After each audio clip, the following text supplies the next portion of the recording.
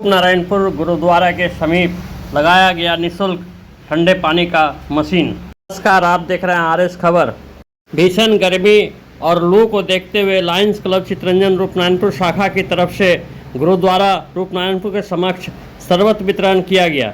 वहीं मौके पर लायंस क्लब के सहयोग से लगाए गए पानी मशीन का उद्घाटन बारावानी विधायक सह आसनसोल के मेयर विधान उपाध्याय ने फीता काट किया। बताया गया कि लायंस क्लब के सदस्य तेजेंद्र सिंह नागी ने अपनी पत्नी स्वर्गीय गीता नागी के नाम पर निःशुल्क ठंडे पानी का मशीन जनता को समर्पित किया है, जहां राहगीर गर्मी के मौसम में ठंडे पानी से अपनी प्यास बुझा सके। চিত্তরঞ্জন আমরা দহি আমাদের যে লায়ন্স ক্লাব আছে, লায়ন্সের যে আছে যারা আছে তার সভাপতি সম্পাদক যারা রয়েছেন এতে তাদেরকে অনেক অনেক অভিনন্দন জানাবো এবং শুভেচ্ছা জানাবো। কারণ এটা একদম জরুরি ছিল। এই যে রাস্তার ধারে প্রচুর মানুষ বেরিয়ে যায়, তারা এখানে এত সুন্দর একটা গরমের সময় ঠান্ডার জল পেলে মানুষ একটু তৃপ্তি হয়। এটা করার জন্য তাদেরকে অনেক অনেক ধন্যবাদ রইল, শুভেচ্ছা রইল।